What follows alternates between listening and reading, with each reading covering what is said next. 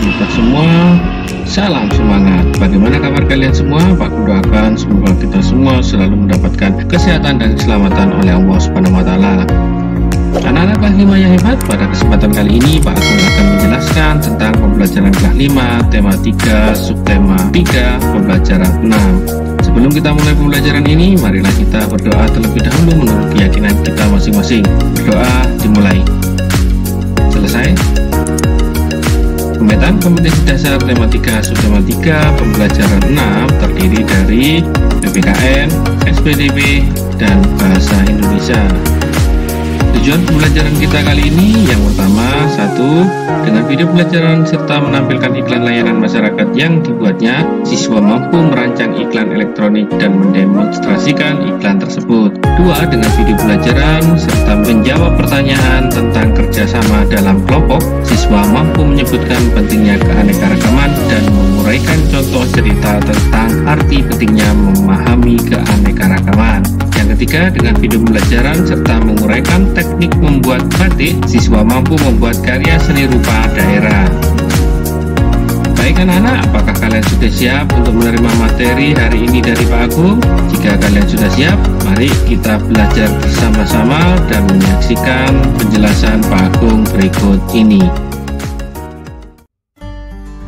Pada pembelajaran yang lalu, kita sudah mengenal tentang manfaat keberagaman. Keragaman sangat sering kita temui dimanapun kita berada. Bahkan pada makanan yang kita makan pun terdapat keragaman. Setiap makanan mengandung vitamin dan zat yang berbeda serta penting bagi tubuh.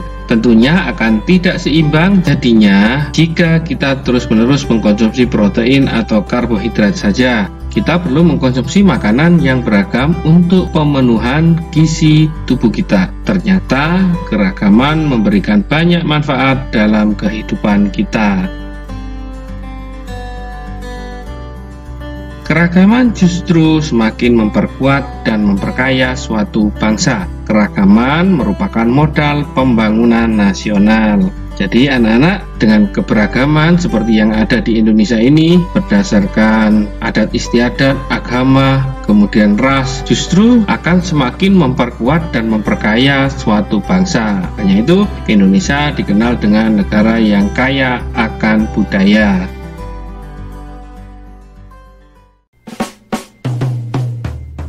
Pada pembelajaran yang lalu, kita sudah mempelajari cara menyusun naskah iklan dan juga membuat storyboard untuk iklan media elektronik. Bagaimana cara kita memperagakan iklan tersebut? Cara memeragakan iklan elektronik: 1. Menggunakan suara yang keras dan lantang. 2. Menggunakan artikulasi yang jelas dan tidak menggumam. Yang ketiga, menggunakan kontak mata dengan penonton. Yang keempat, tidak menghalangi pandangan mata penonton. Yang kelima, tampil penuh percaya diri. Yang keenam, menggunakan perlengkapan pendukung iklan. Kemudian yang ketujuh, menjadikan sketsa gambar sesuai naskah sebagai pedoman writing. Yang kedelapan, hafal dengan naskah yang akan dibawakan. Itu tadi adalah cara memeragakan iklan elektronik.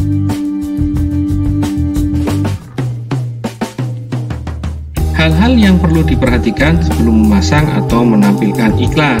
Yang pertama, iklan yang dipasang harus tepat sasaran. Berikutnya, memilih media yang cocok untuk iklan yang telah dibuat.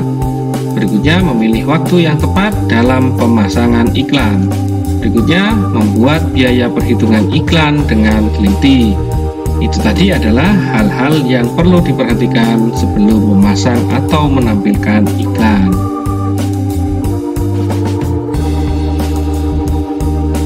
Dalam membuat iklan dibutuhkan kerjasama tim atau kelompok yang baik. Di dalam kelompok tersebut terdapat keberagaman pada anggotanya sehingga terjadi perbedaan ide ataupun gagasan. Namun perbedaan dan keragaman itu mengajarkan kita supaya saling bekerjasama dan toleransi. Mari kita simak video berikut ini yang menceritakan tentang pentingnya bekerja sama dalam kelompok. Selamat menyaksikan.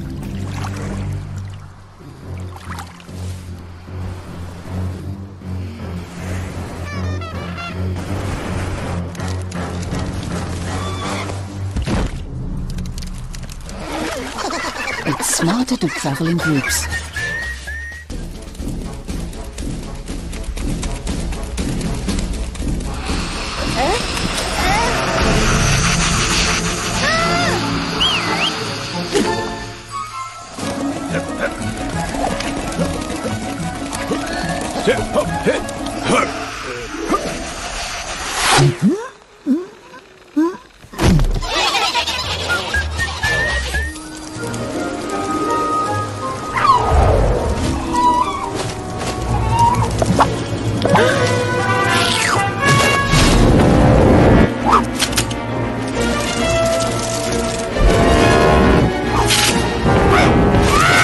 Bagaimana tayangan video tadi?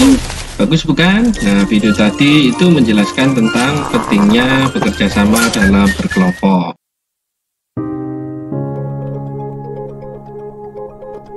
Bekerja dengan kelompok berbeda dengan bekerja sendiri. Masing-masing anggota mempunyai kelebihan dan kekurangan. Nah, anak-anak, kita akan belajar kelebihan dan kekurangan bekerja sendiri. Kita jelaskan untuk kelebihan bekerja sendiri ya. Kelebihannya bekerja sendiri, yang pertama, bekerja dengan keputusan atau pendapat sendiri. Yang kedua, hasil pekerjaan sesuai dengan kemampuan sendiri. Yang ketiga, meningkatkan sikap kemandirian. Itu tadi adalah kelebihan bekerja sendiri. Berikutnya yaitu kekurangan bekerja sendiri. Yang pertama, pekerjaan terasa lebih berat. Yang kedua, pekerjaan tidak cepat selesai. Yang ketiga, produktivitas pekerjaan sedikit. Yang keempat, mengurangi kepedulian, kebersamaan, dan toleransi dengan orang lain.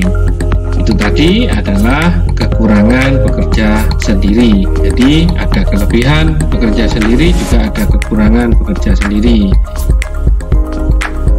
Sekarang kelebihan bekerja kelompok. Kerja kelompok kelebihannya pekerjaan berat menjadi ringan, pekerjaan cepat selesai, hasil pekerjaan lebih memuaskan, lebih produktif karena banyak yang dihasilkan, meningkatkan kepedulian, kebersamaan, dan toleransi. Itu tadi adalah kelebihan bekerja kelompok. Sekarang untuk kekurangan bekerja kelompok. Nah, kekurangannya yaitu tidak semua pendapat dapat digunakan sebagai keputusan. Kemudian perbedaan pendapat dapat menimbulkan konflik. Jika tidak kompak, pekerjaan hanya diselesaikan satu atau beberapa anggota saja. Yang terakhir, dengan adanya konflik akan mengganggu pekerjaan kelompok. Itu tadi adalah kekurangan bekerja kelompok. Bagaimana anak-anak? Sudah penjelasannya Pak Agung? Tadi kita belajar tentang kelebihan dan kekurangan bekerja sendiri. Kemudian kita belajar juga tentang kelebihan dan kekurangan bekerja kelompok. Masih ingatkah kalian tentang gambar di samping? Gambar di samping ini kalian pasti ingat ya. Gambar di samping adalah seorang wanita yang sedang membatik. Wanita tersebut bekerja sendiri dalam membatik. Pasti berat ya kalau bekerja sendiri.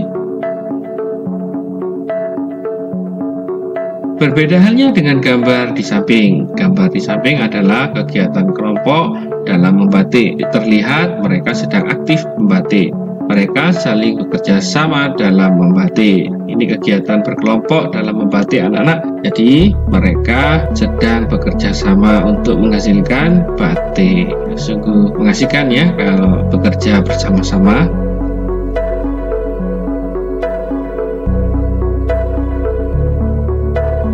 Sebelum kita menggunakan kain sebagai media batik, kita bisa belajar terlebih dahulu menggambar pola batik di media kertas. Setelah kita sudah bisa menggambar pola batik di kertas, barulah kita bisa menggunakan dengan media kain.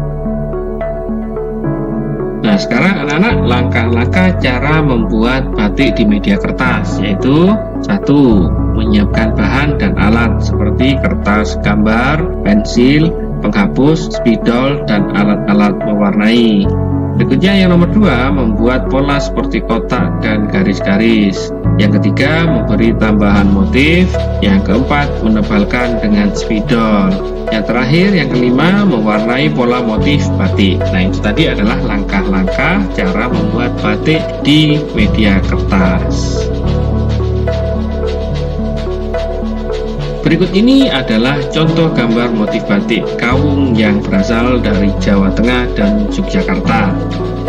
Nah, ini contohnya anak-anak, gambarnya untuk motif batik kawung. Jadi ada bermacam-macam, tapi hampir mirip, hampir sama.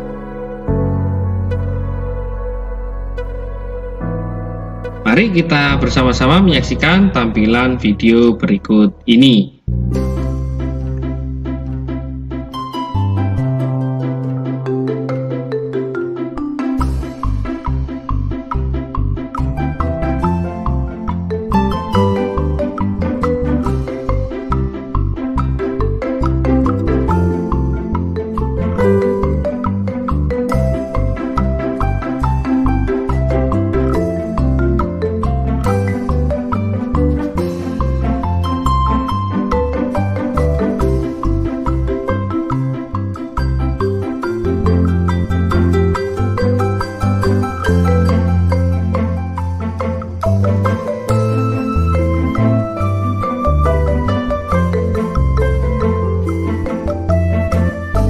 Itu tadi adalah cara membuat motif pola batik sederhana. Nah, kalian bisa mencobanya di rumah dengan dibantu oleh orang tua kalian. Jangan lupa sebelum mengerjakan, kalian harus persiapkan dulu langkah-langkah cara membuat pola motif batik dengan kertas.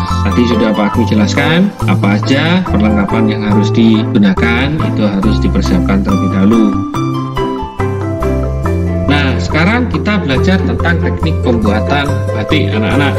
Nah, pada pembelajaran yang lalu kita sudah belajar tentang teknik pembuatan batik, yaitu ada 3 anak-anak ya. 1. Teknik tulis menggunakan canting sebagai alat pembuat motif.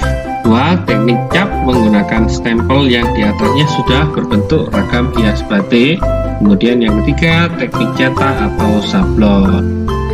Nah, itu tadi adalah teknik pembuatan batik. Jadi ada 3.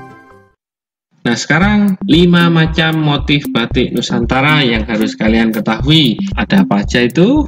Yang pertama yaitu batik Parangkusumo dari Solo.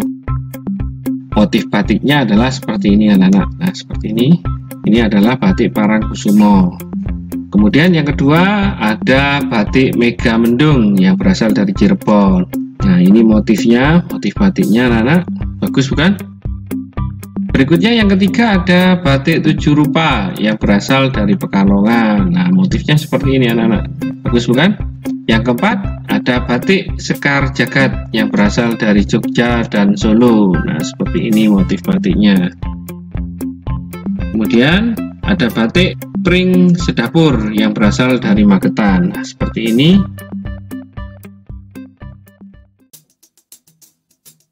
Sekarang kita beralih tentang 7 manfaat keberagaman budaya bagi suatu bangsa. Nah, anak-anak, ternyata keberagaman itu bagi suatu bangsa mempunyai manfaat.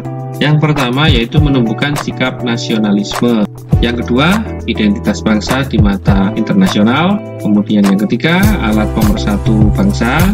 Yang keempat, sebagai ikon pariwisata. Yang kelima, menambah pendapatan nasional karena banyak wisatawan yang datang ke daerah kita. Kemudian yang keenam, memupuk sikap toleransi. 7, sebagai sumber pengetahuan bagi dunia. Nah, dengan keanekaragaman budaya, suku, kemudian agama yang ada di Indonesia, menjadikannya sebagai sumber pengetahuan bagi negara-negara lain di dunia. Itu tadi adalah 7 manfaat keberagaman budaya bagi suatu bangsa. Nah, tugas kalian di rumah adalah jawablah pertanyaan-pertanyaan di bawah ini. 1. Mengapa keberagaman sangat penting bagi kehidupan kita? 2. Sebutkan 8 cara kita dalam memperagakan iklan media elektronik.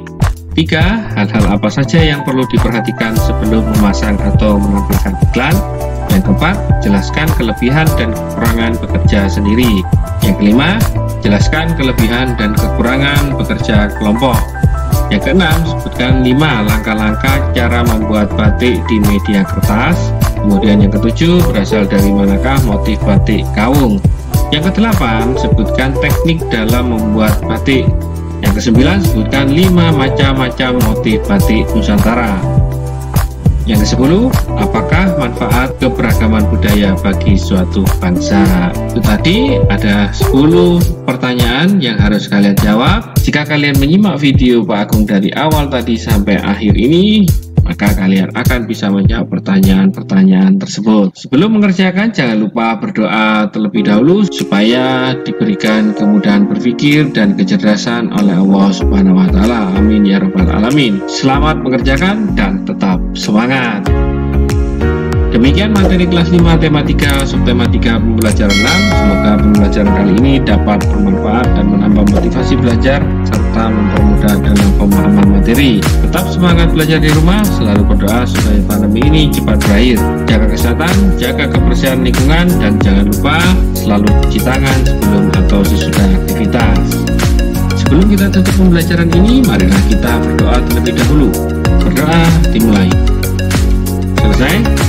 Terima kasih sudah menyaksikan video pembelajaran ini. Sampai berjumpa lagi pada materi selanjutnya. Wassalamualaikum warahmatullahi wabarakatuh.